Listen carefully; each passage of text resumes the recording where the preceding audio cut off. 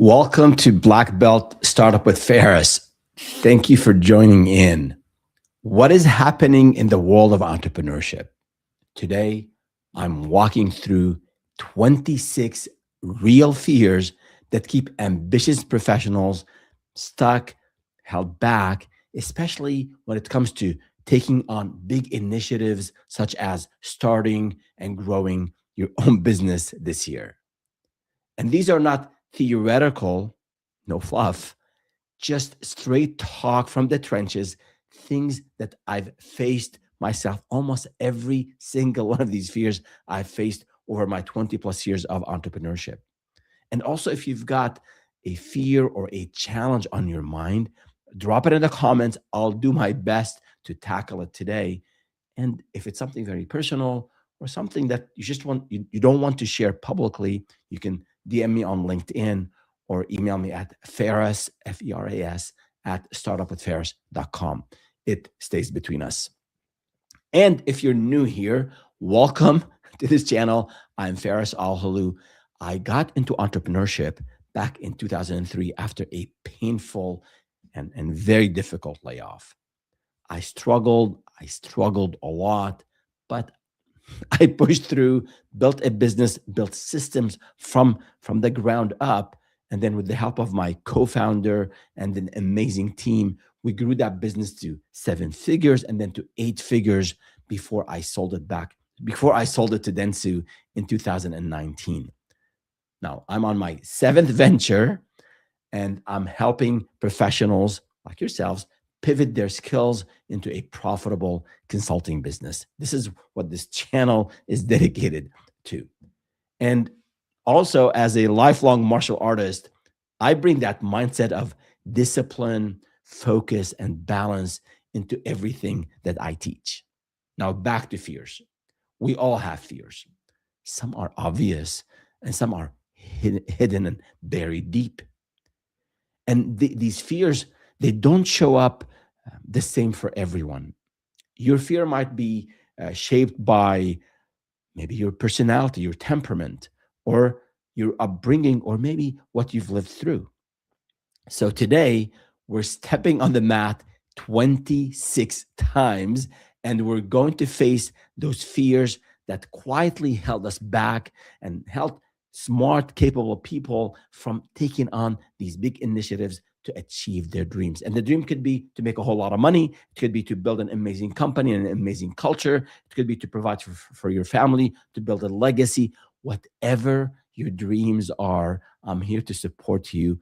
Get unstuck and achieve these dreams. Before we jump right in, let's make sure we have a comment here. Hello, thank you for joining. All right, can you hear me? I guess you can. We should be good with the tech from what I can tell on my end. All right, good. So before we jump into the 26 fears, a couple of housekeeping items. If you are part of our community or if you're just new to this channel, I'd love to hear from you. I have these live streams every other Thursday at 1 p.m. Pacific, 4 p.m. Eastern, and I address the questions that come my way. You send me a question, a comment, a struggle you're going through, I address it on these live streams. And also, I'd love to hear from you about your wins, small wins, large wins, whatever the case might be. I am here for you. So don't hesitate to reach out. Again, publicly leave a comment, or you can email me directly at ferris@startupwithferris.com. Now, in terms of the fears, I figured out we have 26 fears, at least 26, and then I'll get some from you during this live chat. Figured out one way to group them is by personality type. And one of the frameworks about personality types and temperament types, the one that I like is the Keirsey framework. It's on Keirsey.com. And basically there are 4 types of personalities. He basically clustered the 16 from the Myers-Briggs, if I remember correctly, into 4. So the rational, the idealist, the guardian, and the artisan. So we'll go through these. There's a bit of an overlap, but we'll go through these depending on the personality type. So if you're the rational type, if you're the maybe you tend to overthink, or the strategist type, I think the first few are for you. And I'll put each one of them on the screen here so that you see the question. And then also, if you get a comment, if you have something specific that you want me to address, don't hesitate to add it in the chat. I will add it and to the queue, and then we'll share it. So first one first. Let's see. What if I'm not an expert yet? Give me 1 second. Here you go. What if I'm not an expert yet? It's a common question I get all the time. You have some skills. You are eager to start your business, but you have very little confidence in what you know. A couple of things here. One is, if you don't have any skills, you can't have a business. I don't know if you can be employed. So you must have some skills to start a business. No brainer. But based on what you see on YouTube, based on what you see with some of these get rich quick schemes, you can make $10,000 a month right away, overnight. No such a thing. So you have to have some skills. If you're not an expert, that's okay. You only need to be a few steps ahead of the person you're helping.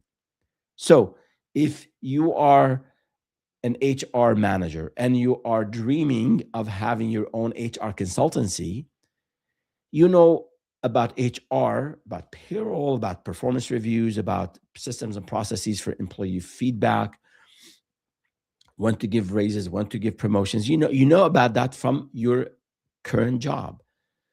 A lot of business owners, especially small and mid-sized business owners, they have zero knowledge or very little knowledge about HR. So even if you don't have 15 or 20 or 25 years in HR, if you have a few years of experience in HR, you can definitely have an HR consulting business and initially work with those smaller businesses where they don't have an HR manager. The business owner, or maybe the COO, or the small team that this business has, they have no systems in HR. They haven't done performance reviews. They have an issue with employee retention.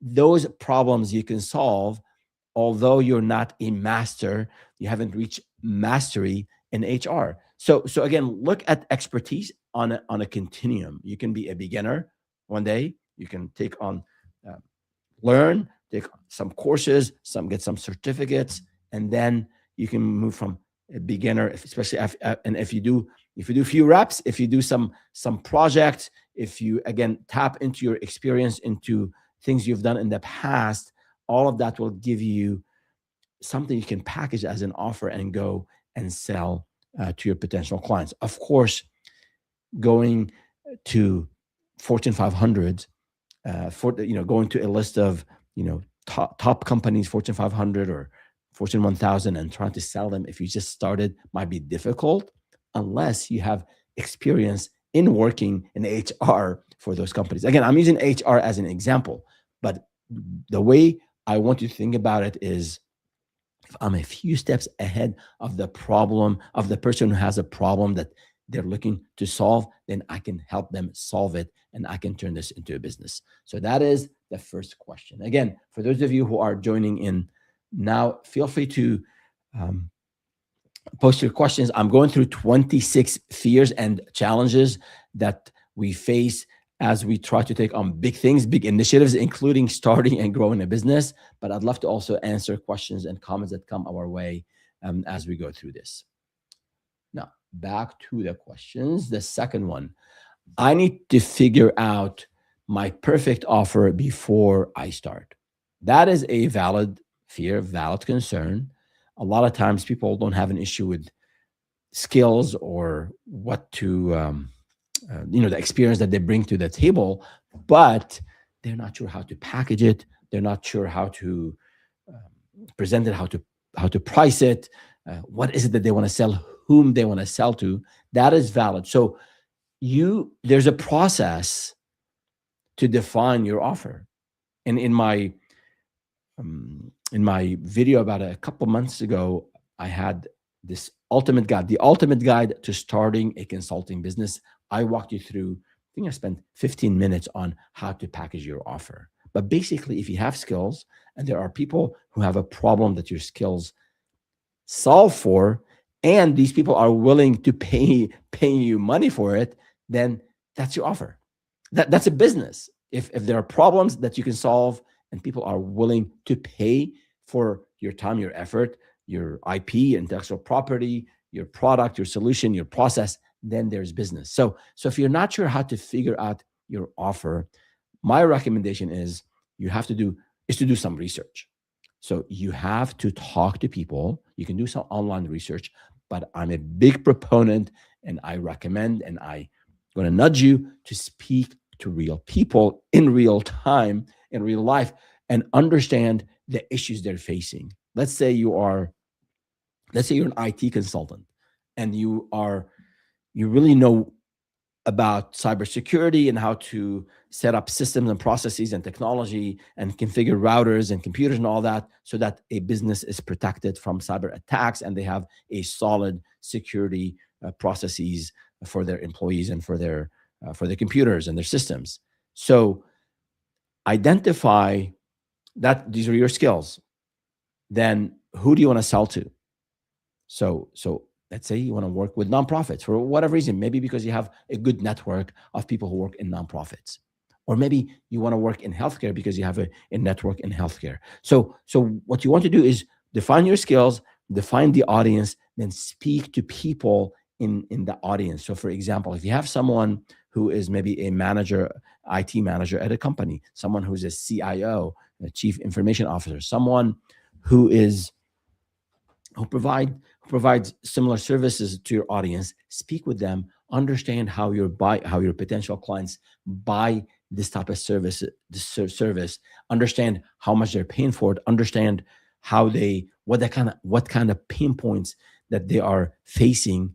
Maybe they're not happy with the current providers because the current providers are not responsive. Maybe the current providers are not they're very expensive. Maybe the current providers have quality issues. And any of those areas, if quality or responsiveness or pricing, these could be your differentiator. So you can come into the market with the skills, with the solutions that you can offer, and then differentiate on, again, price or level of service or the quality of the deliverables. And I have the sheet. Let me walk you through it here. I'll do it live. I have this sheet I called it 10 plus 5 to help you define your offer. I want you to speak with 10 potential clients and research 5 competitors. Let me share my screen and share this with you. I won't spend a lot of time on it, but I do want you to see it. If I can find it now. Of course I can't. Well, I think I had it right here in front of me. I just have to move my screen. So it's right here.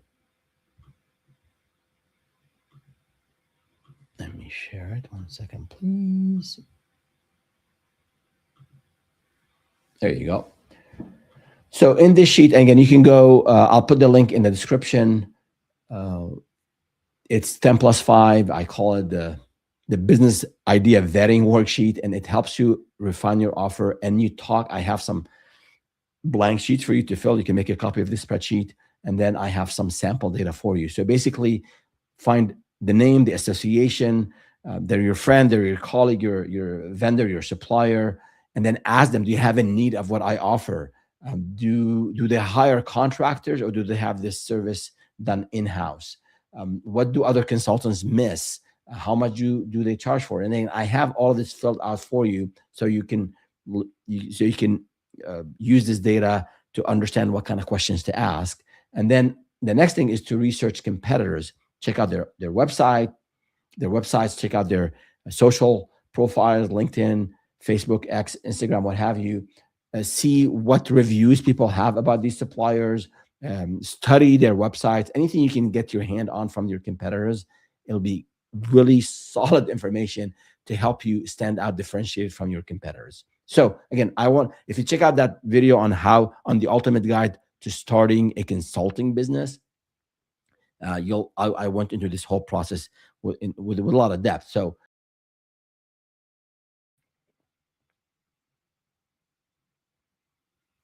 For now, just check this out, and you should be able to make your own copy. Let me know if not, and then fill it out. Research your competitors. Pick 5 of them, and then talk to 10 people, and you'll have a much better idea on what you want to offer, and if you have something to offer, and then how you can stand out. Next one. What if no one buys what I offer? Not what if no one buys it. So you have an idea, you package it into an offer, you're starting to sell. What if no one buys it? A very valid fear, very valid concern. Let me tell you this, and this is not to discourage you from starting a business, but I'll tell you up front that no one is going to buy from you the first time you pitch to them. Yes, there's a chance. There's probably a chance, like winning the lottery, 1 in 293 million. That's your chance. So it's okay. Go into this game of entrepreneurship knowing that it takes time for you to learn how to sell. It takes time for you to learn how to market. You will stumble. You will make things up. You'll struggle. You won't have answers to all the rejections and the questions that leads and potential clients throw at you. That's just part of the process. And that's a real fear. It's really hard when you go and talk to a client and you're all excited and you know you can help them. You know that you can go and address their cybersecurity issues. You know you can address, if you're a copywriter, if you're a graphic designer, if you are a financial advisor, if you are, as I said, an HR consultant, any of these, you are solving problems. And you know you can talk to a business owner and you see that they're struggling with all of and one or more of these areas, but they're not buying. Well, that is part of the process. It's for you to understand the pain points, to have a conversation with the lead, to pitch. And just so you know, your conversion rate might be 20%. That is, if you talk to 10 people, only 2 might buy from you. Initially, you might have to talk to 20, 30 people to have maybe 2 or 3 just talk, have a conversation with you, and maybe 1 will end up buying. So what if no one buys? That's a valid concern. And if no one is buying, that means there's no revenue. That means your business is at risk. But it is part of starting your own business, is to learn how to sell, to learn how to market. And then by learning how to handle rejections, by experiencing the pitching and the active listening and responding to clients with a proposal, maybe missing the target on pricing or on scoping, getting those rejections is part of this game of entrepreneurship. That's why so many people fail at it. The failure rate in entrepreneurship is high. A lot of it is due to the fact that people don't learn what they need to be learning. They don't learn from their own mistakes. They don't study enough. They don't do the reps that are required for them to be successful. So if you have this concern about no one is buying, set your mind that it's going to take me a little bit of time to learn sales. But part of that learning is, for me, learning is education plus application. So you have to apply what you learn. And again, there's a lot of details on how you put together. I have a video on, actually, if you go to my playlist on the YouTube channel on sales, how to pitch in a formal environment, how to pitch in an informal environment, and you'll learn how to turn this pitch, which sounds like a dirty word, but into a conversation where you're actively and attentively listening to people's aspirations, pain points, goals, and see how you as a consultant can help them solve these issues and help the clients reach their goals and aspirations. So at the end of the day, if you don't start selling, if you don't start pitching, if you don't start networking and presenting yourself as the problem solver, you won't sell. And unless you do it, you don't have to do it 10,000 hours to be a master at it. You might get a few rejections first time. You might get several rejections the first, several times you go out there. but you'll learn from those incidents. You refine your offer, your pricing, the way you share, the way defining the audience, making maybe you're reaching a different audience. So all those are part of sales, and all of those might make it sound very difficult for you to sell. But the minute you step on the mat, the minute you face that fear of selling and starting to educate people about how you can help them, the faster you'll come around and sell. And trust me, I speak from experience. When I started my first business, I had zero experience in sales. I had to learn it from the ground up. I used to listen to these CDs. For those of you younger who don't know what a CD is, I used to play it around again and again and take notes and exactly how you present yourself, how you take notes, what questions to ask. And then I stumbled a lot for the first several months, and then eventually it got easier. And then I started to enjoy it because now I'm helping people achieve their goals.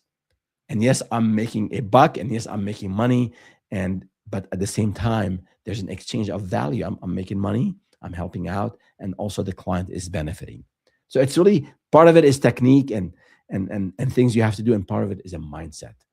You just have to step on the mat. You have to knock on doors, hit the pavement, and then you'll get much better at it, and you will end up hopefully end up enjoying this because you're into entrepreneurship, because you want to help others with your services, with your expertise, with your skills. If you're not into that, I don't know. If you're, maybe you should be the services business. Maybe you can be just sell products and not talk to people. All right, next. I'm not a sales or a marketing person. That's another concern. I sort of addressed this a bit in this previous question, but don't let this fear block your vision or prevent you from starting a business. There's only a small percentage of us who are natural salespeople. Those really polished, good salespeople, they've worked on their craft. And depending on what statistic you look at, one I saw a while ago, 68% of founders start a company and they have no background or very little background in sales and marketing. So you're not alone in this, but part of it is it's learnable. Sales and marketing, those skills are learnable, and you won't learn them until you start. And it's really important for a lot of you out there who think that you can start a business and then you can delegate or you can outsource these things that you're not good at. Now, I'm big on delegation, I'm big on outsourcing, but initially, another hard truth here is that initially, you want to sell, you want to learn how to sell, you want to learn how to market. I want you to learn, I want you to wear every hat in the business. Delegation is later.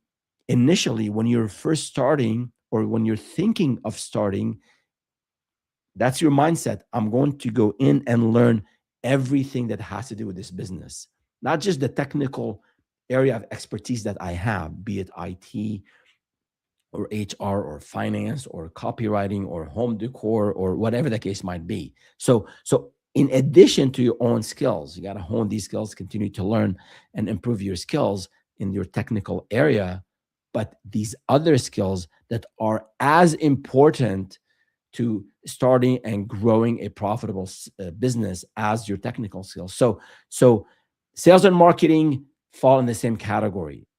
If you don't start, you won't learn. And it's really important for you to be directly involved in this process from the beginning. Later, as you figure it out, as you know how to sell and how to market, and as you know how to do basic accounting and how to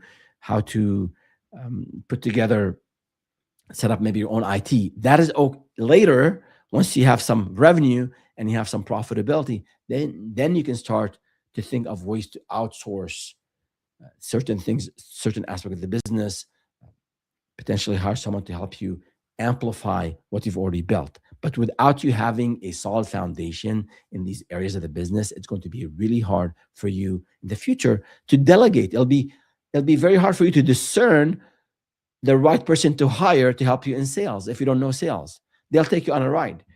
Trust me, it cost me tens of thousands of dollars when I hired a seasoned salesperson to sell for me. This is my first business. I didn't know any better. And we got 0 leads, 0 business. And he put us back 3 months in the hole. And because not only we didn't sell, but we counted on that revenue to do a whole lot new things and new initiatives. So again, I'm not putting all the blame on that salesperson that we've hired. Yes, he should have done better, but also it was on me for prematurely bringing someone in without me understanding how to sell and how to sell to bigger companies by that time that we were hiring that seasoned salesperson. So I want you to do sales and marketing yourself, and you can learn. I have an entire on the website, startupwithferris.com, an entire curriculum on sales. And then there's also a similar one on marketing. On the YouTube channel, there's a playlist on sales. There's a playlist on marketing. Listen to one video a day, take notes, apply those notes, get yourself ready, and go out there and talk to people and have those conversations and learn how to convince them to buy from you. All right. So it is a process. The next one. Again, this is, remember, I put, for those of you who joined us a bit later, we're talking about 26 real fears that are holding ambitious professionals from taking on big initiatives, including starting and growing their business. So I've gone through 4, and now on the 5th one. But if you have a specific fear or a challenge on your mind, send it to you, put it in the comments. I'll address it real time. And if it's something very personal, just email me. I'll keep it all confidential.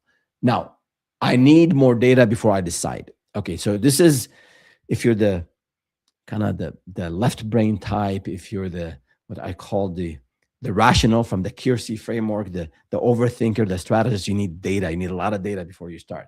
Well, yes, you can get data from ChatGPT, from Gemini. You can get data online. You can do your research. That's all good to do. I want you to do some planning, of course, but you're not going to have 100% complete a set of complete data. You have to put your assumptions to test. You have to be out there talking to people. So if you need some data on the size of the market, if you need some data about are people looking for this kind of service, if you're looking for data on what are some of the growing sectors, this is a really important data point here, or data points. You don't want to start in a sector that is going down. You don't want to.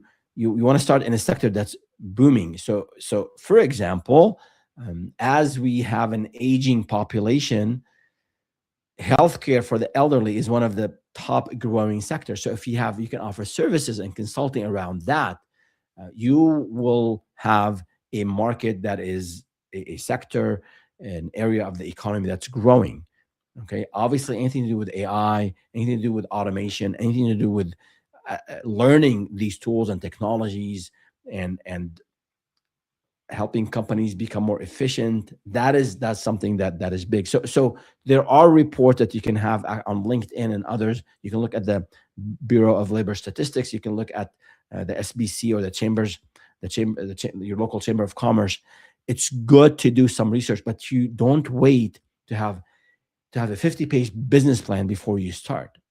I want you to gather data about the service, and again, that competitor research I talked about earlier is important. Also, refining your audience is really important, and understanding their needs, wants, desires, wishes, their prejudices, their perspectives on things. Understanding your audience, that's good data to have. But then the best data is your own data. When you go out there and speak with 50 leads, let's say in a span of 2 months, you speak with 50 leads and 5 of them end up being customers, and you deliver and they're happy customers. maybe a couple of them were not that happy. Now you know. Now you have data, and you know that you need to get 5 clients. You need 50 leads, and then those clients who were happy get a testimonial, get a case study from them to help you promote your business to new leads, right? And then those clients who were not happy with maybe what your end product, the timing it took, the pricing, then that's also signal. That's data from real clients whom you've dealt with that will help you improve your offer, improve your delivery, improve your marketing, your messaging for the next round of marketing and sales and delivery. So the best data is your own data, but I don't want you to spend again weeks and weeks doing research, because you will never have a complete data set regardless of what you do. So do some research, implement, learn from that implementation, and then go back and improve your processes. All right. Let's see the next one. I need more data. All right. What if my idea fails publicly? So I've heard this from many people. When I started my first business, and actually every other venture, and for those of you again who just joined us, this is on my 7th venture. Some did okay, some went to 7 figures, and we had one that went to 8 figures, and we sold it to Dentsu back in 2019. Dentsu, the global media giant. And in every big initiative or in every new business that I started, this fear, this concern is always present. Now it's sort of, you learn how to deal with this over time. So that should not limit you from taking some steps forward. Just the fear of failing should not hold you back. You want to reduce the likelihood of failing. You want to increase your chances and the probability of succeeding, and that would address that fear. So that fear of failing publicly is real.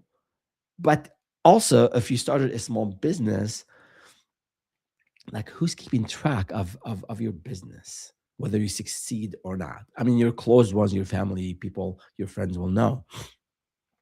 But if you're struggling for a month or 2 or 3, like, who is really paying attention to what you do? So it's really you. It's on you to make this work, and it's on you to learn, and it's on you to give it the best, so that you can increase your chances of succeeding. But no one is out there following you, that you need to worry about what they think of you if you fail. So that's just more of a mindset thing. I think that fear, at least for me, that fear of not making it, the fear of failure, in a way drives me to work harder, to learn, to be open-minded about, like, what can I learn from my competitor? What can I learn from my previous experience? What resources I can tap into, so that I can maximize my the likelihood of me succeeding. So again, some of these, I think I heard this a while ago in a martial art context. Courage, or even actually, I think in the military, courage is not the lack of fear. Fear is always there. When I step on the mat, and let's say there's some sparring, or about to take a big fall, your training partner, at least in Aikido, they're about to have this big throw and that break fall, and it's gonna hurt. So, but if you do it properly, you train properly, then you can handle it, and actually it feels a bit refreshing. It's kind of odd in a way, but that fear is there. But moving with the fear, taking that step forward and say, "You're forward. I've trained, I've stretched, I learned how to do a smaller fall. Now I'm going to push myself just a little bit." That's what builds this muscle, of resilience. In the case of a business where you literally get a whole lot of rejections, but you go back at it again. So the whole fear of failure in general, and failing publicly, is there. It is a real fear, and it might stay with us for a long time. But by us doing the research, the learning, the application, learning from others, learning from our own mistakes, we can then counter that fear and build this muscle that we can deal with these challenges. So that's, and I know we have a couple related questions on this, so I'll elaborate a little bit more on this, and I'd love to hear from you. For those of you who are live with us now, leave me a comment on what is it that you're experiencing when it comes to this, the fears of starting, or the fear of investing more in the business to grow it, or the fear of, even at work, you want to ask for a promotion and you're not sure, or you want to maybe change jobs and you're not sure. So when you're about to make a big decision, there's a lot of voices, a lot of maybe whispers in our minds. So there's a process to deal with these, and I'm addressing this, from a business perspective and from starting your own business perspective, but it is applicable to a lot of big things we do in life. So again, I'd love to hear from you on how you've experienced and how you've dealt with scenarios like this. The next one, what if chasing my dream hurts my family or hurts my close ones, those who are around me? That is another concern. I mean, I can tell you up front here that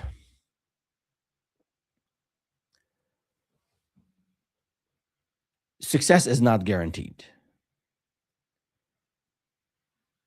No matter what you see on social media, no matter what I call these get rich quick schemes out there, success is never guaranteed.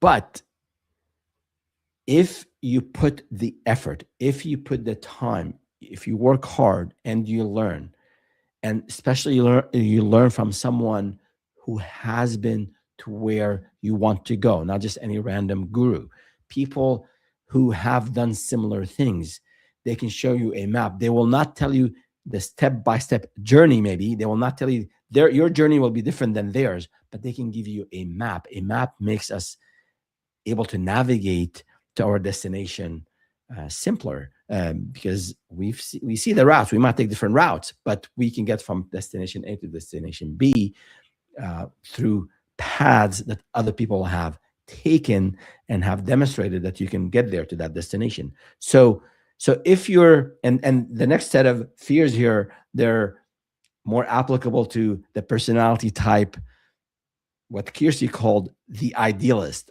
or the visionaries. Again, we're grouping these fears by sort of the logical type, the very structured, the overthinker, maybe the rational type. Now, the next set of fears, it's probably more aligned with those of us who are more of an idealist, more of visionaries. So we care a lot about, very empathetic, and we care about people and how people feel. So if you are concerned about hurting the people around you because you might fail, so it's a very valid consideration. So the quick solution, easier said than done, is to get their buy-in. If you have a spouse, you have a significant other, you have someone who's someone where your financial decisions, this person is impacted by the decisions that you make sure you get their buy-in.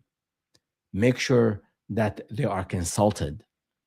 So don't make the mistake of making a big financial decision, borrowing $25,000 on your personal maybe account, and then your spouse, your life partner is not aware of that decision. That's just not going to make things easy at home or happy at home. And if you're not happy at home, if things are not stable at home, it makes the waking hours more difficult.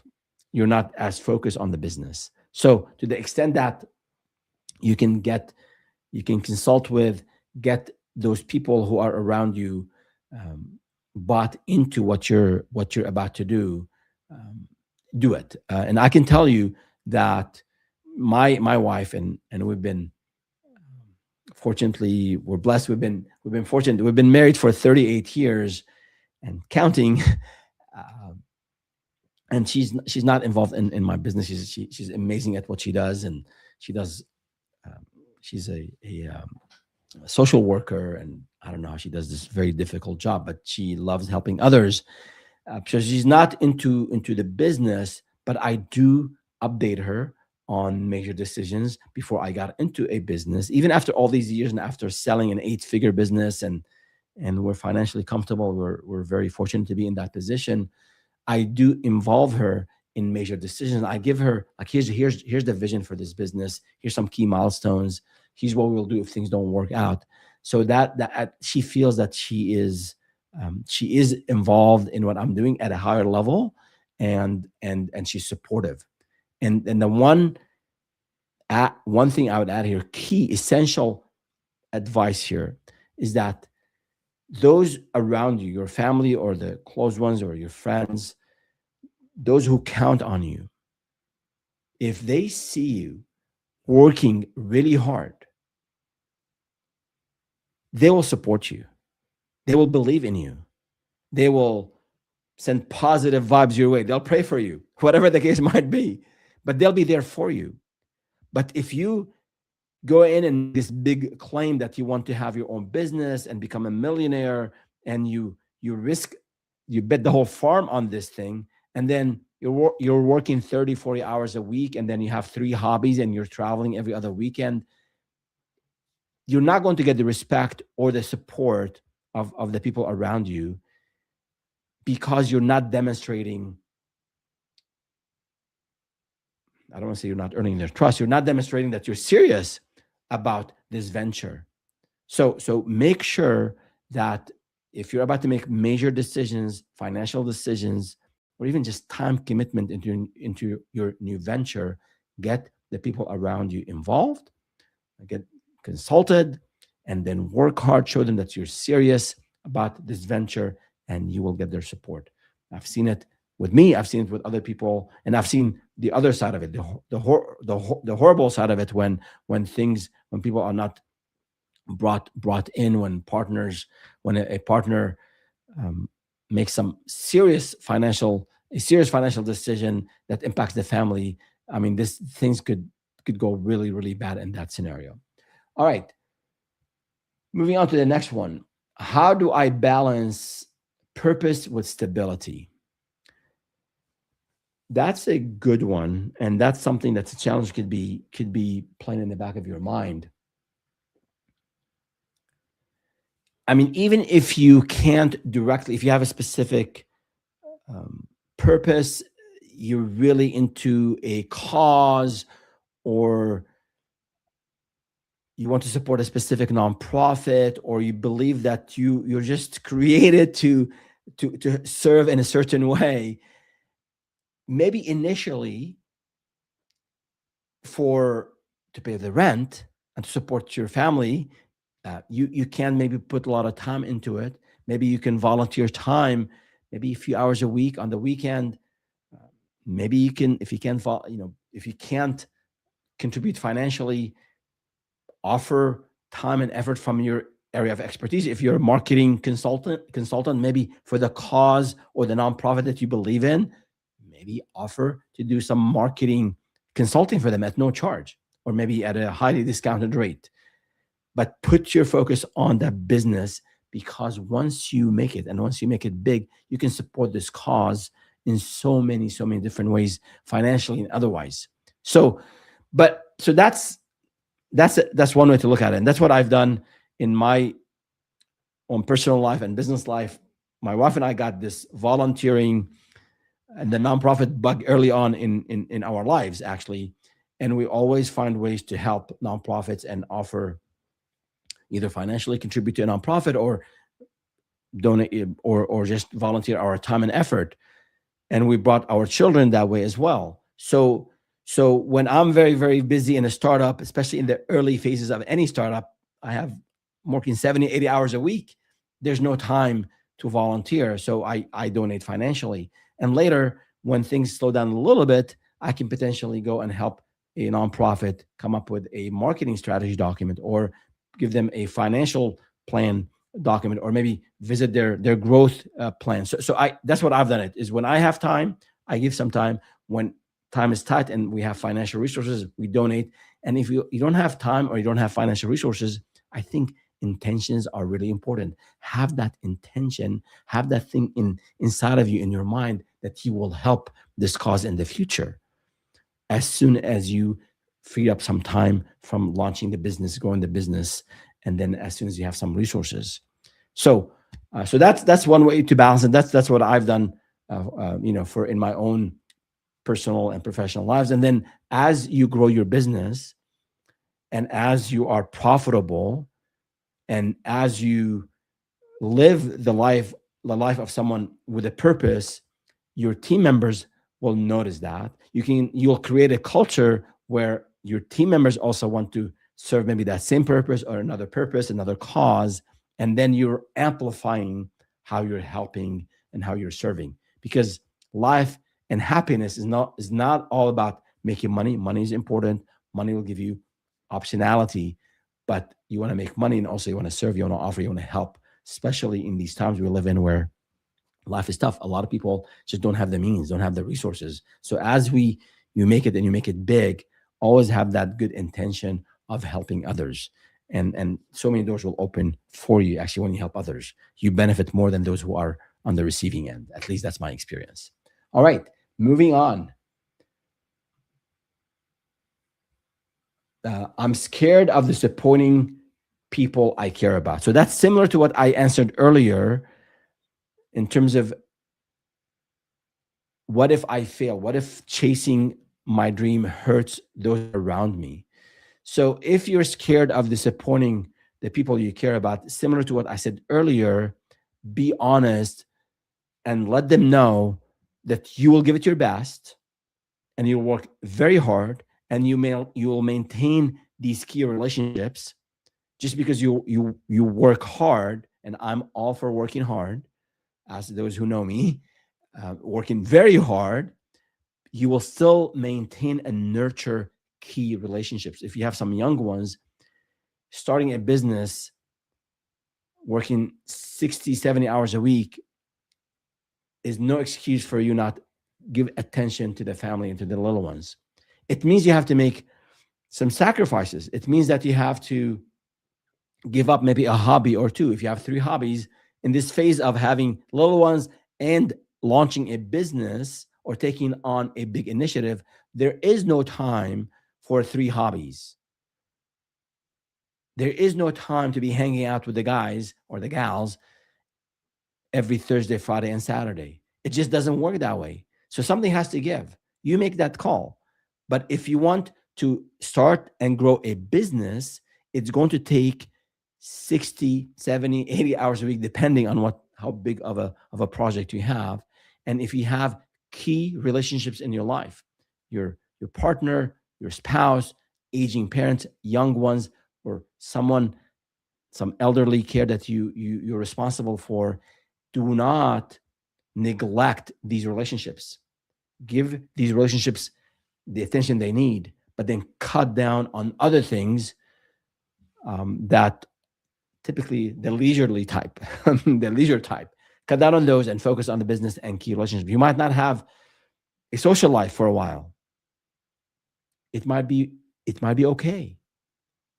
It's worth the sacrifice in my mind. Again, you have to keep some minimum. I think on certain aspects of life, we keep a minimum. On other aspects of life, we have to put what it requires, like taking care of the young ones, supporting the spouse, but then focusing on the business and getting that business off the ground and getting closer to your dream of revenue and 6 figures and 7 figures and then profitability will allow you to come back and have fun and have more hobbies in the future. So you can't have all the things all the time. You cannot have all the things you want at the same time. You have to, there are phases in life, there's seasons in life, as they say. So you have to pick what's important in this season and this phase.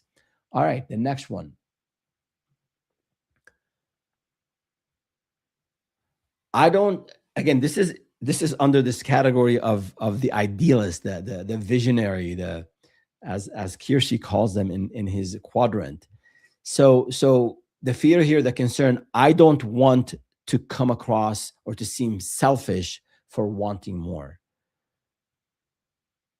my friend, I think very few people will judge you negatively for wanting more. I mean, you have to provide for yourself, for your family. If you have kids, they'll be going to college. So wanting more, there's nothing wrong with wanting more. And I add to it, and at least that's my philosophy. That's what I've been into for a long time. Is I want more, and I also want to share. As I get more, I want to share. And I'll give you an example. When we started our very first business and we carried this over to other businesses, we said that we will take a percentage of revenue, 1 to 2% of revenue every year, and not profit, revenue, and we will share this with nonprofits. The first few years we couldn't do that because we were in the negative. We're barely covering our costs and paying rent and whatnot. But later, as we became profitable, we were true to that principle, to that important value we set up for our business, is that we will take 1 to 2% of revenue. And now keep in mind, when revenue hits 7 figures, that 2% is pretty significant. And then when revenue hit 8 figures, that 2% became very, very significant. So we had wanting more. There's nothing wrong with wanting more, but I think this is a business channel, but I think life is more than just having money, and happiness is more about having more resources and a nicer car and the latest phone and the latest and the larger house. Yes, take care of yourself, take care of your family, work hard, you've earned it, spend on your family, spend on things that are important. But I think it was the philosopher Dennett, I think he said, find something that is more important than you and dedicate yourself to it. Like, this is happiness, is you find something that's really important, not just me, I, and myself. Take care of yourself, work out, eat healthy, have fun, travel with the family, have some fun, 100%. But that shouldn't be the full focus of our lives, right? So if you're the type of, you're feeling awful that people think that you are selfish because wanting more, have that in the back of your mind. Get more and share more. Okay. And for those of you who are not into sharing and serving and helping, check it out. Consider it. I think when you help others and when you share from what you've earned and when you share from the skills that you have and the resources that you have, it's amazingly rewarding in so many different ways. And the universe finds ways, or God, depending on your belief system, will find ways to return this to you for in your own growth and happiness and feel of that feeling of fulfillment. So, all right, good on that. Moving on. My partner does not understand my vision. That is a concern. I don't know the exact percentages here offhand, but in some businesses you'll see family members or friends are into the same business, so they're aligned. They're putting time into growing a business. At times, like in my case, my spouse was not involved in the business in terms of the hands-on support.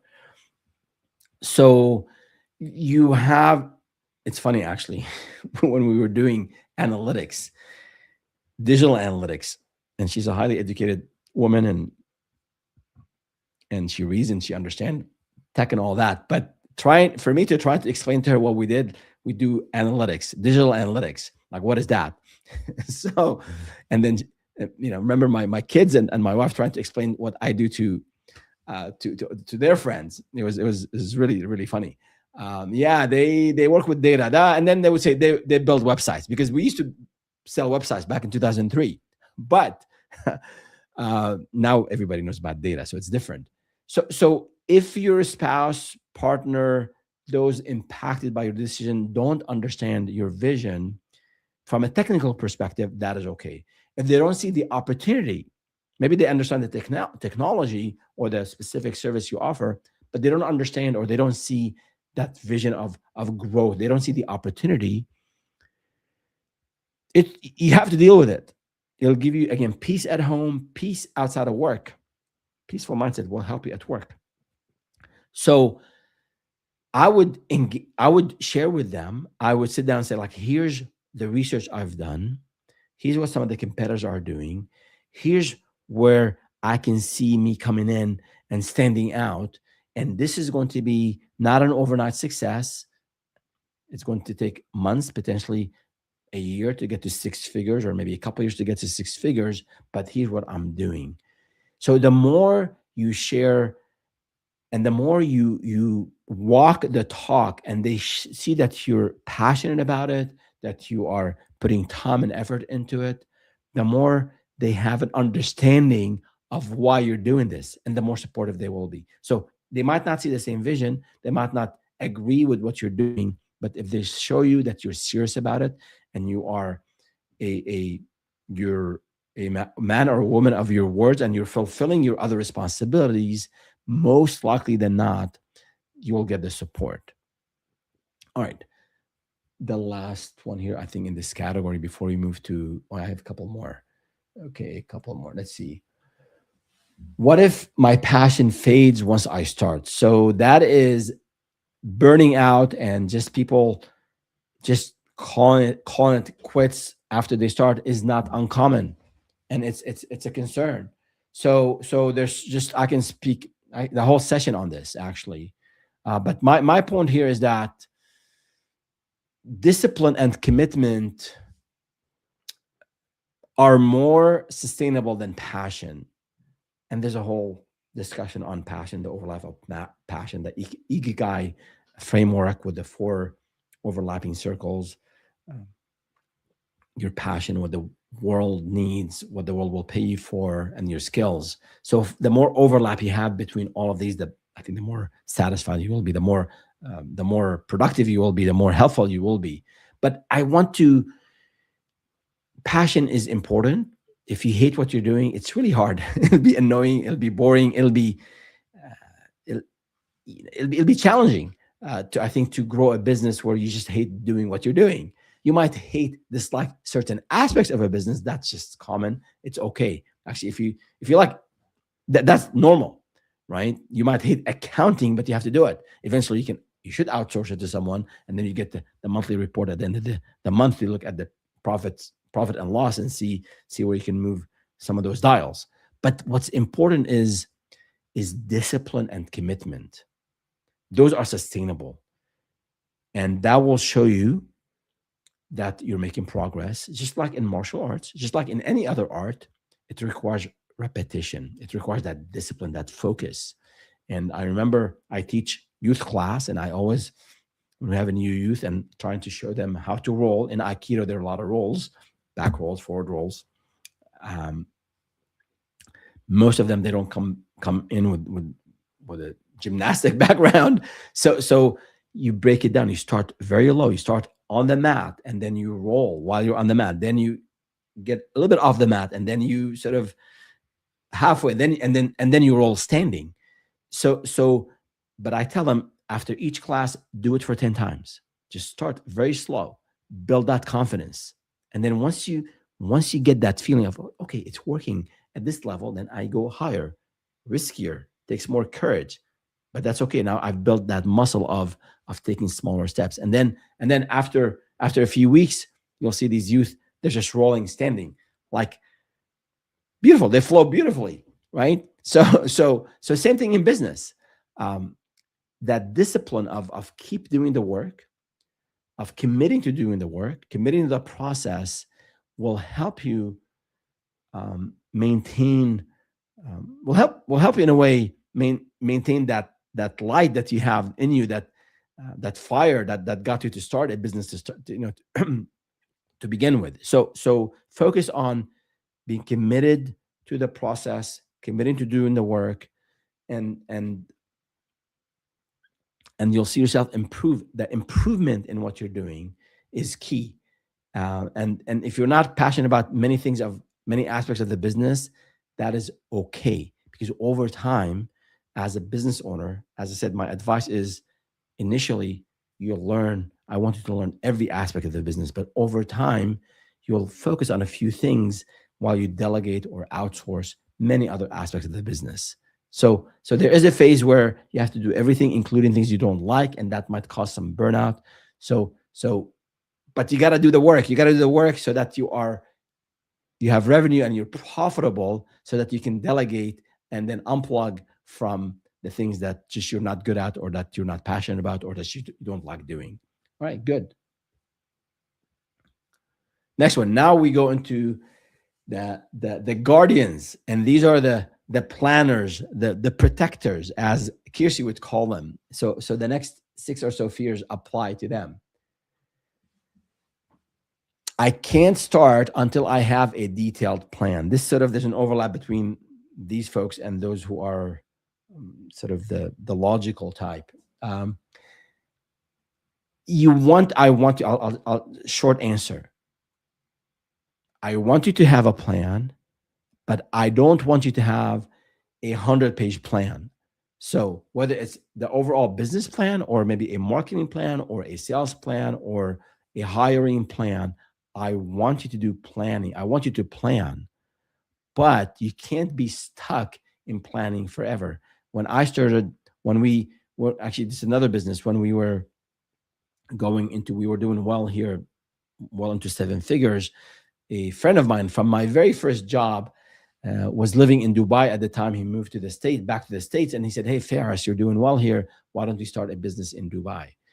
And we spent some time thinking about it. I had no interest, no idea what to do, how to do business in the MENA, in the Middle East and North African region. Like, I just didn't have that kind of background in terms of business. So we kind of kept delaying things. And then there was one opportunity, actually, a large contract came our way without even having a whole lot of business presence yet. But through my partner's connections, someone said, "Yeah, we need that kind of service." We were a Google partner at the time, and they were looking for a Google partner. So we closed the first deal while we're still debating about the business, whether we want to invest time and effort into it. So in hindsight, we shouldn't. And this after 10 years in entrepreneurship and having had built some expertise, right? I was still hesitating. I was still planning. I think taking too long to plan. So the lesson there was, do some planning, do some vetting, talk to potential customers, research competitors, get data from the market, and then start implementing. In tech, they call this, you can have a pilot, you can have a beta release, an alpha release, you can have a proof of concept. All of these are things where you're not 100% committed yet, but you're trying things out. You're seeing if the market will react positively to your offer. And if that's the case, then you can build on it and go full speed. So I want you to do some planning, but don't get stuck in planning for months and months, because you might lose the opportunity. And then without action, without traction, it's just really hard to keep the energy behind what you're trying to accomplish. All right, the next one. I need to get my finances 100% secure first.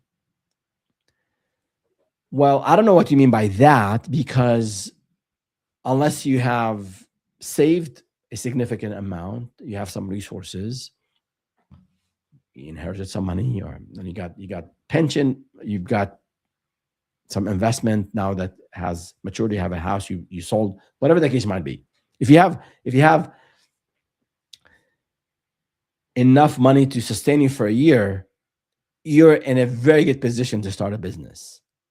I have an entire, I think 2 or 3 live streams on building your 6-month financial runway, because I want you to have a runway before you go into a business. And if you don't have the resources, if you're working 2 or 3 jobs just to make ends meet, maybe this is not the right time to start your own business, because I want you to go in with your finances in order to the extent that you can. Sometimes you're forced into it, and if you're forced into things, sometimes you make it work. But for the rest of us, if you're not ready to go all in, and if you're not forced into entrepreneurship right away,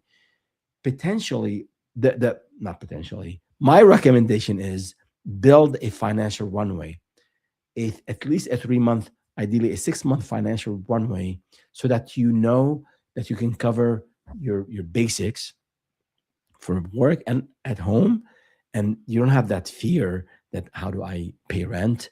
every other week. So you have that in order, you have your finances in order, and then you can focus on the business. So so so check out that 6-month financial planner live stream I have on the channel. I'll include the link in the description after the live stream. But I want you to also be aware that 100% security, 100% stability is never there. You could be making good money today at a company, and the company could shut down this branch that you're in, and then you're out of job. It happens. Layoffs. Just this morning, I read another wave of layoffs. 15,000 people will be laid off. I think it was Verizon, right?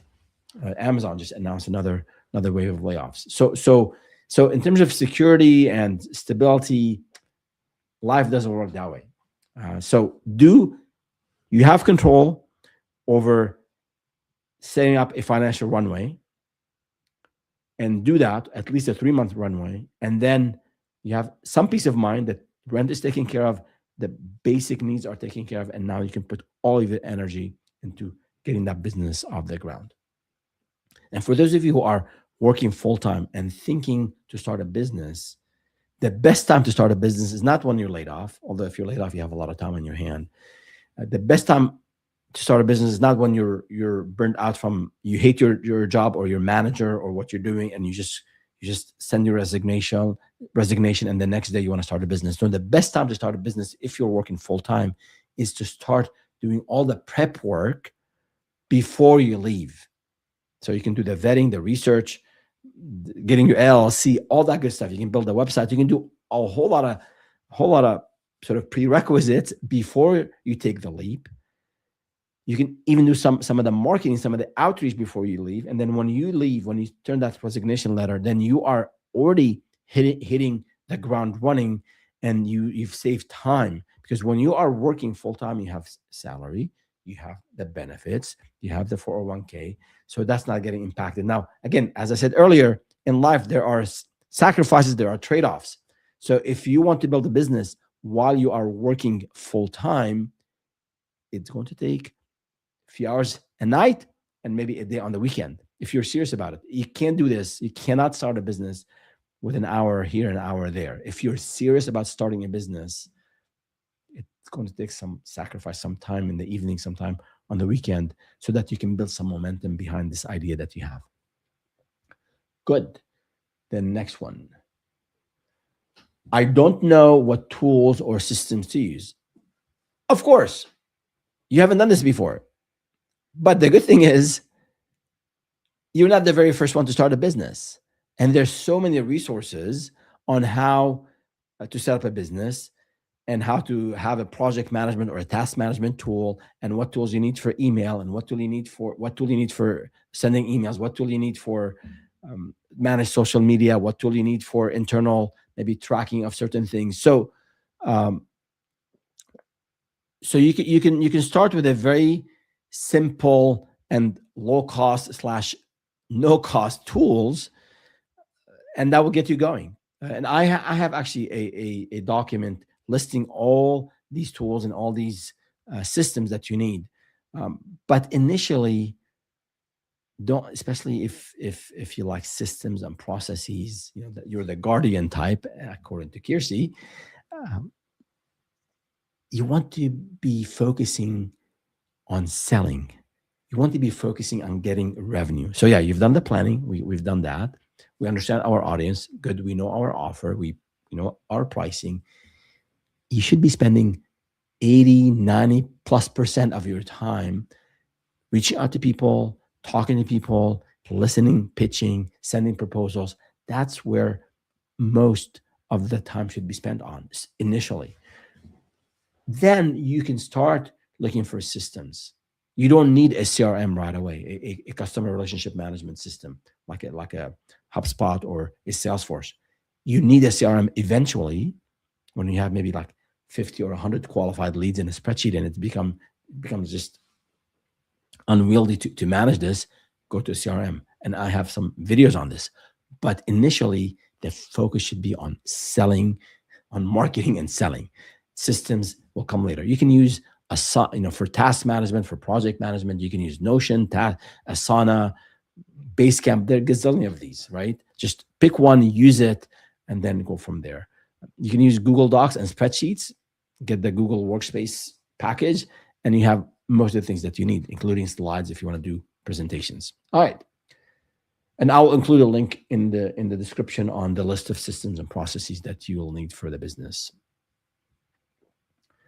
The next one, I'm scared to leave my job. I need stability. So you're scared to leave your job. You need stability.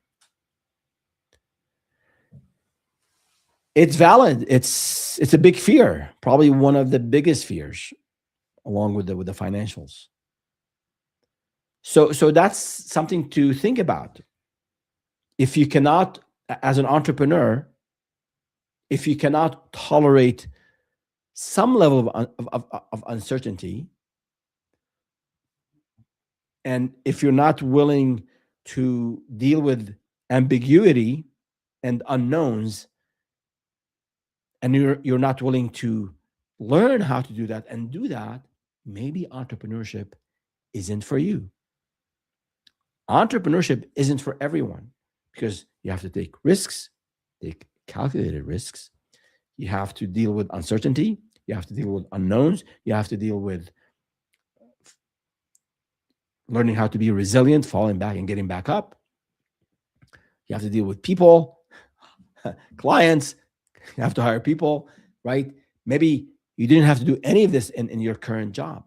So I'm not saying this to discourage you from starting a business or growing a business, but if you are afraid of scared of leaving the job because you lack stability, you have to be willing to learn how to deal with uncertainty, how to deal with managing unknowns, or dealing with the unknowns, or learning how to learn new things, because you have to learn new things in selling and marketing, in HR, in IT, all of that, right? So I would say you don't have to. I think in psychology they talk about that sudden exposure and that gradual exposure. So depending on your personality, it could be cold turkey. You resign, you go all in, and there are merits to this approach. You resign, you go all in, and you give it everything you have. And there are signs that some businesses actually end up, people have a higher degree or a higher likelihood of succeeding if they go all in. Because if you're sort of doing things on the side and if you're gradually going, you might not be as committed, or you might not build enough momentum for you to see the fruits, and then you give up on this idea of starting a business. So long story short here is build these muscles to deal with this fear of leaving the job. Like, when I leave the job, what is it that I'm going to encounter? There's the financial aspect we talked about. There's the financial aspect. There's the fear of failing publicly. There is not knowing what to do. Just list all these challenges and then learn about them and try things out on the side. So if you're really, really afraid and scared, and you feel awkward talking to people, asking people, strangers, for money, that's what sales is, then you can do this on the side. You can go to the local chamber of commerce. You can go to any networking event in your area. If you live in a small town, maybe go to something in a larger city next to you, and go meet people. Even before you start a business, just come up with an idea that you have in mind and just tell people about it and get their input. So that will build that muscle of you talking to strangers, right? The next thing would be financials. Okay, I have my 6-month financial runway that I can build, right? That will address the financial concern. Finding clients, delivering a service to clients, project management, managing a big project, hiring people. So each one of these, there's a set of muscles that you have to learn on building and growing for you to have your own business. But if any and all of this, it doesn't sound interesting at all, then maybe entrepreneurship is not for you. I'd love to tell you that everybody can make it. Entrepreneurship is for everyone. you'll make $50,000 in the first quarter. Nope, it doesn't happen. It's not that way. So keep that in mind. I think there's a path to learning entrepreneurship and to managing the risk and to addressing the fears, but you have to be serious about wanting to do that. All right, the next one. I don't want to risk my reputation. So that is similar to what I just said about the fear of failing publicly, and also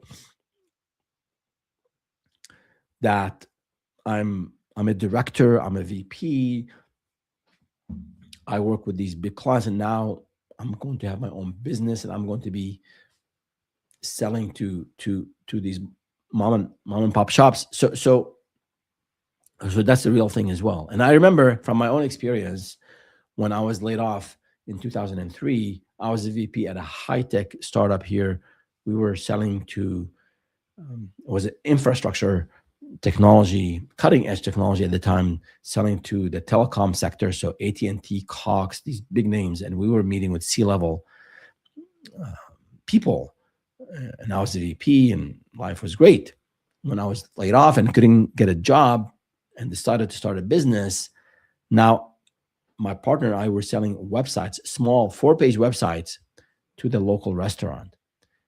So it took a whole lot of mental shifts here and reorientation, and acknowledging that, you know what, work, there's no shame doing good work. There's no this will not impact my reputation. I'm working hard. I'm starting something new. I want to support. I had a young family at the time. I was the sole breadwinner at the time. So it was my responsibility to be out there and do work hard and build a business.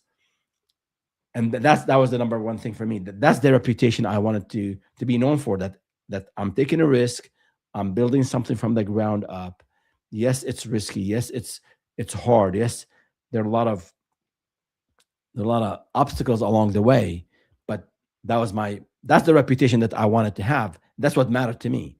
I couldn't care. It hurt sometimes. Like, I was a VP, and now I'm selling stuff to small businesses. But you know what? I had the CEO title now, the CEO of this small company that had 0 clients, right? So on the business card, it looked cool. I'm a CEO. I'm a founder. So your reputation, I think, if you're doing the right thing, if you have good moral character, you're reliable, people can depend on you, you're trustworthy, you're working hard, that's your reputation, my friend. That's, like Warren Buffett said, your reputation is like fine china, very expensive to get, to acquire, and very hard to keep, and very hard to break. So your reputation, the reputation that you want to worry about, or not worry about, that you want to build, is that person who takes risks, who works hard, reliable, trustworthy, kind, providing for themselves, providing for their family, building a legacy. That's what matters. Everything else, who cares, man? All right. The next one.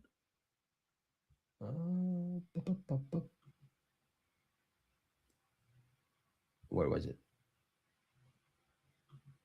We talked about reputation, and we have probably another 10 minutes or so, and we'll be done.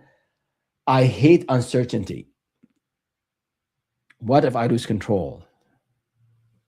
Do we really have control? When COVID hit, did we have a whole lot of control? I don't know if you have, if you have kids, you think you control them. Wait till they get older. We don't have control. We might have some control over certain things. Yeah, we control our actions, our reactions, our behavior. That's what we control. But other things, you could get laid off the next morning. You could get fired the next morning, rightfully or wrongly. Wrongfully, I don't know. You could. Things just happen outside of our control. So you don't need to tolerate. I mean, you do need to tolerate uncertainty, as I just mentioned earlier. But don't also underestimate your ability to adapt and to pivot and to get back up after you fail. We have agency. We learn how to get back up after we fail. It's not easy, but you can collect yourself, learn from that experience, and then move on to the next. So you can go cold turkey on these things, that sudden exposure, and go and have a big pitch to a big client. Your first pitch, that's one approach. Or go gradually, my recommendation, and learn how to give up that control. I think a lot of this here is we're used. I think it was Reid Hoffman who said, like, when we were in the cave many thousands of years ago, in the caves, we were all entrepreneurs. we had to find things on our own. Over time, we kind of got used to this 9 to 5, and we think stability and control happens as this 9 to 5. But just look around you. There is no 100% stability. There's no 100% control. Things could happen. Even it could be a health condition that could hit us, and that could just put us back, I don't know, a year. So do everything we can in our capacity to succeed in whichever path or in whichever venture we're pursuing. But know that success is not guaranteed. There'll be obstacles. There's the whole matrix of known knowns and unknown knowns and unknown unknowns. And this is life. We can't control many things, but we can control, again, our action. I think it was Stephen Covey who said, I think it was the second habit he talked about, or the first habit he talked about, you're in control. Like you don't control what hits you. You control how you react. And we can learn how to react to a rejection. We can learn how to react to someone who's not responding to us, who's ghosting us, a lead who's ghosting us. We can learn how to run a marketing campaign that doesn't generate leads. A lot of these things are not in our control, but we know how to improve, how to learn from those experiences and then improve for the next time around.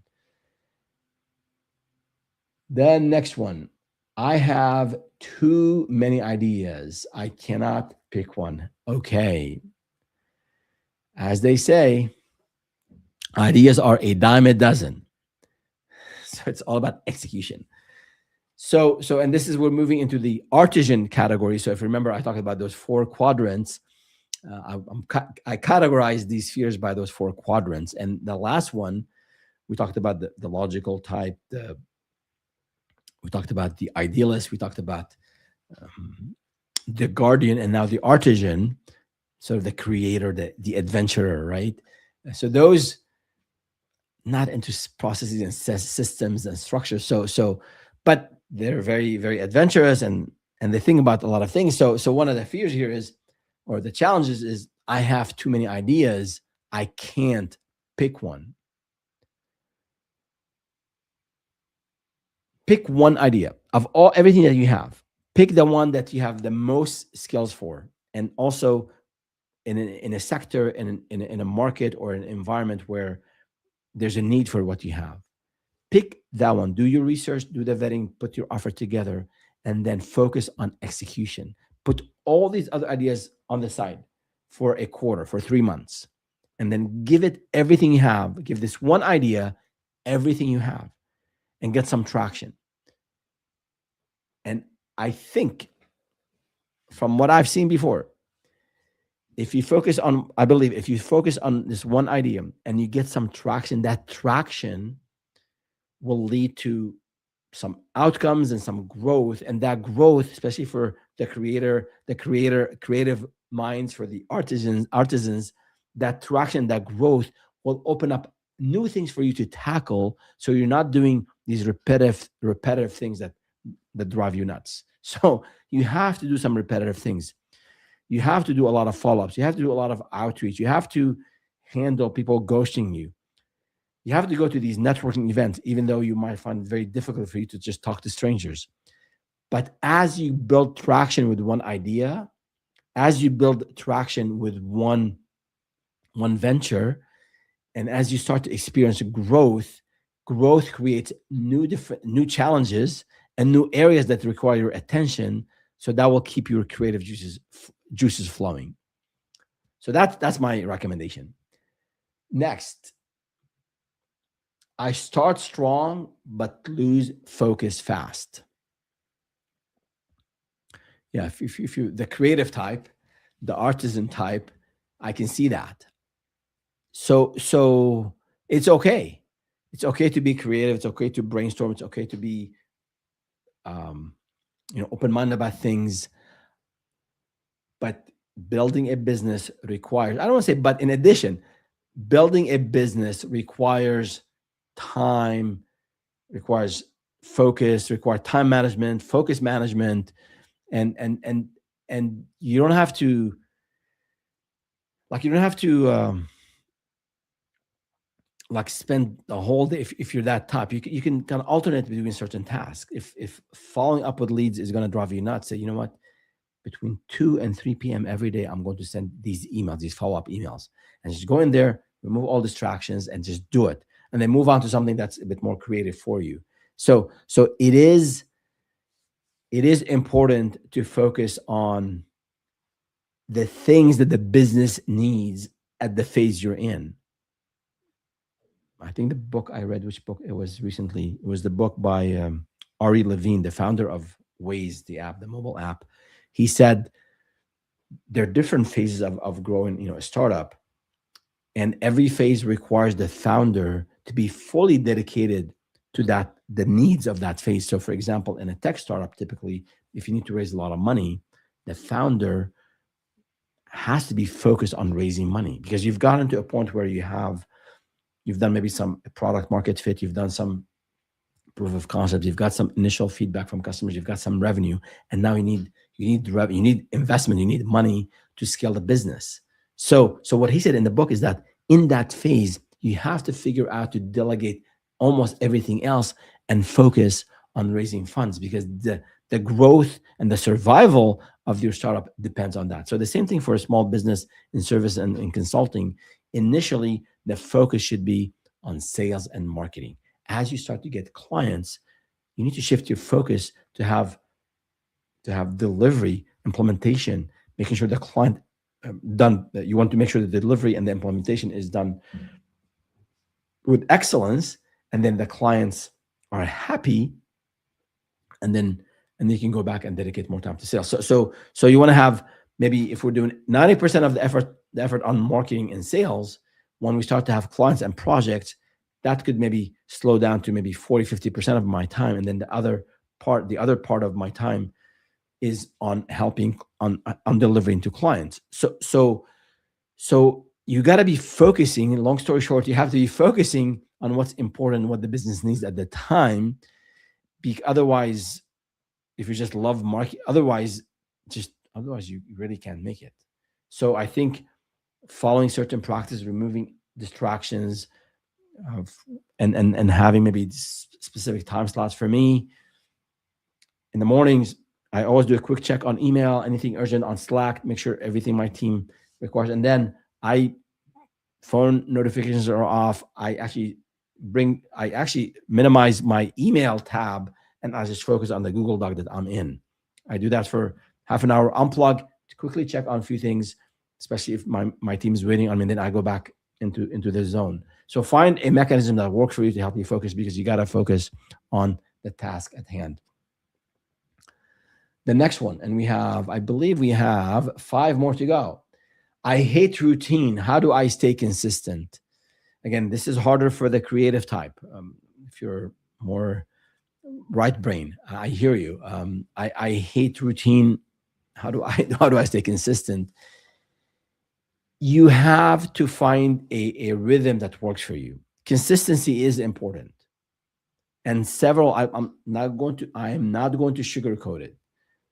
Part of having a business is that you have to do boring things, especially initially, because even if you have a co-founder and you split the different tasks in half, within your role, within your area of the business, you still have to do things that maybe are boring to you, or they're just boring, period, but you don't have cash yet to outsource these things.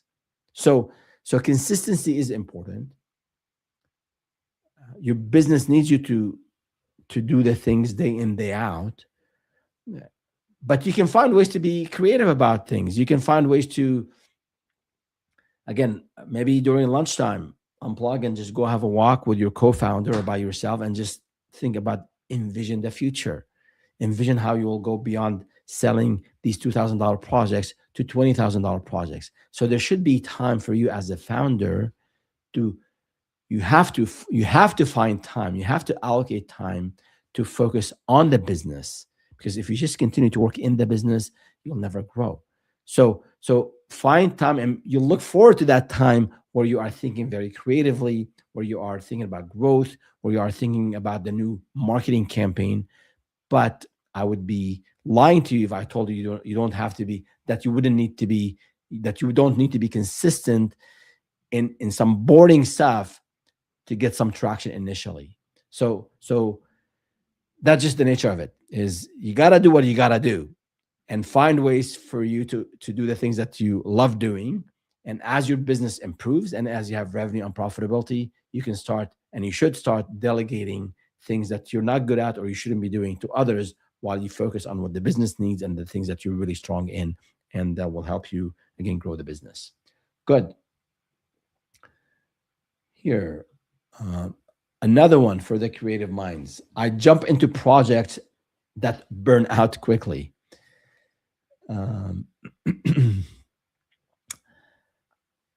Okay, I need more context here, but if it sounds like you have a lot of business ideas, you try something. I mean, if it's a hobby, my friend, it's a hobby. Do whatever. Try something new every other month. But if you want to start a business, if you are serious about starting a business, it's not a hobby then. It has to follow. Starting a business, growing a business has to follow a certain approach. Basically, this is like a broken record now, but basically, you have to market and you have to sell. So getting into projects is fun, it's creative. You have new things. You're learning maybe new skills. You're learning new hobby. You have new hobbies. You're meeting new people. That's all great, but jumping into projects where you're not completing those projects and you're not setting a foundation for the next phase of a business, you're not really building a business. It's just a hobby, or you're not serious about it. So my recommendation is to try to find a business idea that you can be interested enough in longer term. This way, naturally, you'll be a bit more passionate about it, and then tolerate the boring stuff and the stuff that is just maybe you're not good at. There's just there's no escape. You have to tolerate that, and you have to get into it and do these tasks. Who else is going to do it?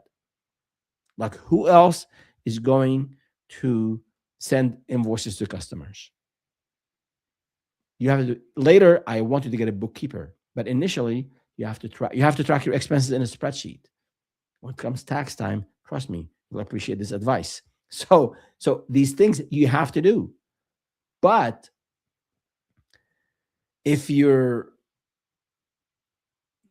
start a project, and then as soon as the boring things come up in this project, you leave it and move on to something else, then you're really not serious about starting a business. So build the muscle to focus on one thing that you can be interested in enough for the long term, and spend time on it and get traction. The minute you get traction, the minute leads are talking with you, the minute you sell, the minute you deliver and the client is happy, it's very satisfying. And then, you know what? Okay, I've done it. It gives you confidence. Then you do it again, increases your confidence. And then as you have a few of these clients and some revenue, some cash, some profit, then you can outsource or delegate or hire someone who will help you do the things that you don't want to do, or you're just not good at. The next one, and we have 4 more to go. What if I pick the wrong opportunity? You pivot. That's just short answer. No one has a crystal ball. You pick something you talk to clients, you do your best in reaching out and pitching and sending proposals, but nobody's buying. Well, maybe you have to pivot. Maybe you thought you'd be selling IT services to nonprofits, and then you find out that these nonprofits have no money, or they're just very, very cheap, or they just can't afford to pay your premium. Then maybe shift to another target audience. Or maybe you thought you're really good in coaching, and once you start doing it, you're not good at it, or just people it's just not connecting with people. Or maybe the type of coaching you're doing is just not resonating well with the client. So maybe you shift. Maybe you do something where you do it online and you sell this as a do-it-yourself DIY type maybe offer, right? So you're more likely than not to get into something that will not be 100% right, from a pricing perspective, from a market perspective, from a skill set perspective, and then you pivot. And pivoting, martial arts, it's all about pivoting, but also in business, learning how to be kind of quick on your feet and moving not too prematurely. Like you want to do everything that you can in terms of talking to people and getting leads, pitching to leads, and do this and do a lot of that. But after a while, if you're stuck, if you're at a dead end, you have to make a turn. You have to pivot and go and pursue something else. So I do talk about pivoting. I have a video on that as well. When to double down, when to pivot, when to call it quits. These are options in front of us. So I'll also add the link to that in the description after the live stream. All right. The next one. I don't want my creativity to die once I scale. If you are scaling, if you are growing, by design, you'll be encountering new things. On the hiring front, when you were by yourself, maybe you had a couple of contractors, you used Upwork, you've used one of those platforms to get the help you need. But as you have clients and now you're looking for maybe an account manager to manage these clients while you focus on sales and marketing, like you love doing that. And that's where you're very creative in connecting with people. You can start getting people to fill in the gaps and do things that maybe you don't see as creative, right? But even doing that, once you hire, let's say, 2 account managers, there are new things for you now in that area of managing people, of managing account managers. Or let's say you hire a salesperson, managing that salesperson. Dealing with people is not, there's some science to it, but it's an art, how to deal with people and their challenges and support them in growing and correcting them when they make a mistake. Like there's a lot of areas to be creative in running a business if you're scaling. So if your concern is that I won't be creative in my area, my technical expertise, let's say graphic design, because now I have to worry about hiring and accounting and payroll and legal. Yes, those other areas of the business will be important to manage, and you have to pay attention to it, and that will take some of your creative time. But if the business is growing, you can later hire an office manager. You can hire, if you're growing, you can have a director of operations. You can have at a bigger company, maybe a COO, chief operating officer, if you end up being like 7 figures. And those will take on these responsibilities where they are excellent at. They can do this job with excellence because they're good at that. And then you can now your creativity in how to manage that senior team that you have, or how to manage how to be creative in growing these big accounts that you have. So with the growth, you'll see a whole lot of opportunities to be creative, not maybe in the specific area of the business you're in today, but you'll have opportunities to be creative in so many other areas of the business. All right. And we have 2 more. And these last 2 are more of sort of universal fears. They apply to all personality types. And the one before last is, what if I'm not, I can't read now at the end of this session. What if I'm just not cut out for entrepreneurship. Valid question. I used to encourage everyone to get into entrepreneurship. Over the years, I've dialed down a little bit on this. And I say it's amazing.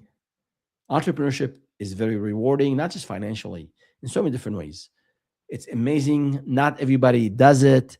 If you have it in you, if you have that fire in you that you want to have your own business, be your own boss, become a millionaire, build an amazing culture, give it a try. Not just a try. There's no try. Do it. Plan for it and do it. But this idea of that I'm not cut for entrepreneurship, I don't know.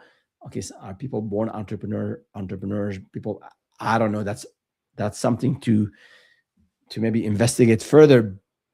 But sometimes it's outside of your control. When I was laid off, I couldn't get a job. In the back of my mind, I always wanted to have my own job, but yeah, it's not for me. I was a VP at the time. I can make good money. But then I was forced into entrepreneurship. I couldn't get a job as a full-time professional. So I ended up having to learn. My co-founder and I had to learn everything from the ground up. So we leveraged our skills, working in corporate for some years. I was good in project management, people facing type roles, right? That I leveraged that and I learned sales. So to the extent that I was able to do it, and I learned everything from the ground up, I think everyone else can do it. What you need though is that mindset that it's going to require a lot of hard work, and that you have to learn new skills and things you did not have to do when you were working for someone else. I think if you have that mindset that I can learn these skills and I'm willing and able to put the time, a lot of time beyond 40 hours into this venture, you will increase your chances of succeeding significantly. But after, and if you try that for 6 months and it didn't work out, and it's just, you cannot deal with the uncertainty, you cannot deal with the feast and famine in terms of revenue, you cannot deal with hiring people on your own and people leaving you. If it's just that's not for you, then go back to corporate. And what you've learned in that experience is invaluable. You learn so much in entrepreneurship because you're building something from the ground up. And that's hard work. And you pick up a lot of skills that will help you, that will be beneficial in whichever route your career takes you. All right. And the last question for the day. What if I never feel ready and it's already too late? So what if I never feel ready and it's already too late? Well, these are kind of two questions. If you never feel ready, dude, get ready. Like, I don't know. What is it that you're not ready about? You're not ready about the offer? Okay, spend next week, between now and the end of the weekend, I will have a draft offer. I'll use Ferris's 10+5 template to come up with my to talk to 10 customers and research 5 competitors. And I'll use the other spreadsheet to document my skills. And between this combination of my skills, hard skills, soft skills, what the competitors are doing and not doing, and what the customers are asking for, that will help you define and refine your offer. So then you're ready. I'm not ready to sell. Okay, learn about sales.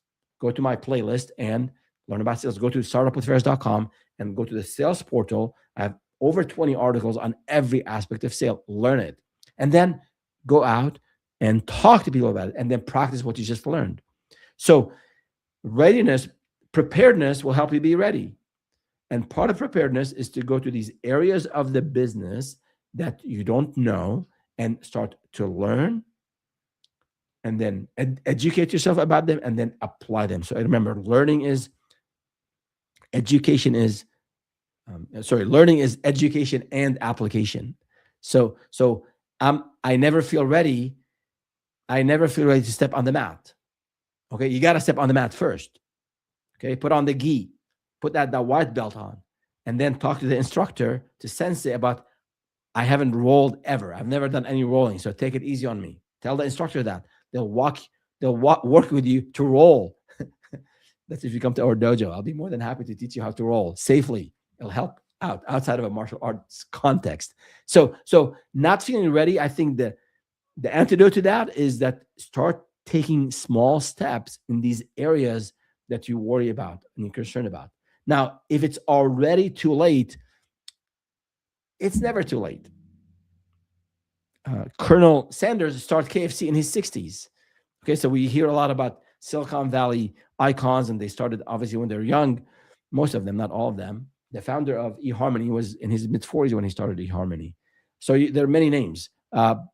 But if you are young, typically you have time, and you're healthy in most cases. So put those to your advantage. If you're older, you might have some obligations, so you won't have as much time.